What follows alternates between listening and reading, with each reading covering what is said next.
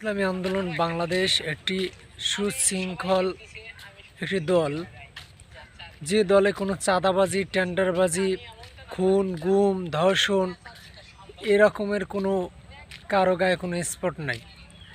এবং মজার বিষয় হচ্ছে, আমরা মহাসমাবেশে গেছিলাম একটা লঞ্চ রিজার্ভ করে।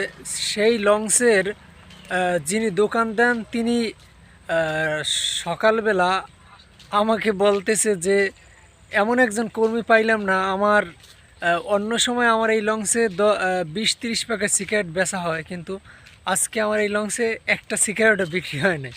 তো ইসলামী আন্দোলনের কর্মীরা মদ, জুয়া, ঘুষ এরকমের মাদকে কেউ আসক্ত না।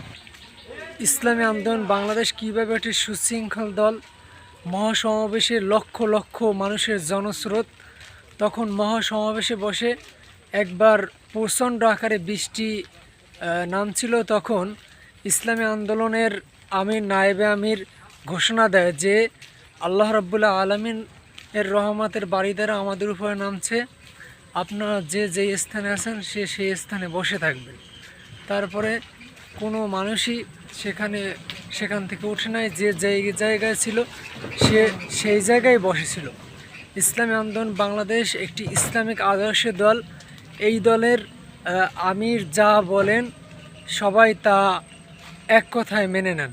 এবং ওই বৃষ্টির ভিতরে সমাবেশে কেউ ওঠে নাই, এবং যে যেই জায়গায় ছিল সেই জায়গায় লক্ষ লক্ষ কোটি কোটি মানুষ ও জায়গায় উপস্থিত হয়েছে। কিন্তু কোনো মারামারি, হামলা, মামলা, কোনো মারামারি বা দুই গ্রুপের চেয়ার ছোড়াছড়ি এরকমের কোনো ঘটনাই ঘটনায়। কিন্তু আমরা অন্য দলের সমাবেশে দেখতে পাই যে মানুষ হবে না 2000 বা 5000, কিন্তু তার ভিতরে চেয়ার ছোড়াছড়ি, মারামারি, আহত, খুন, নিহত এরকম আমরা দেখতে পাই।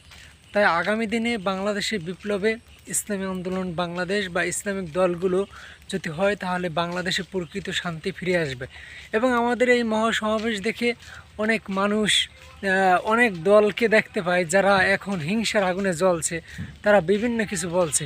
কিন্তু বাংলায় মানুষ জানে যে পীর সাহেব চরমোনাই একজন দেশপ্রেমিক নেতা এবং দেশের কল্যাণে সে কাজ করে। তাই আগামীর বাংলাদেশে সকলকে ইসলামী আন্দোলন বাংলাদেশের এই কাফেলায় যুক্ত হওয়ার জন্য আহ্বান করছি। আসুন আমরা সকলে মিলেমিশে আমাদের এই দেশটাকে একটি সুন্দর দেশে পরিণত করি।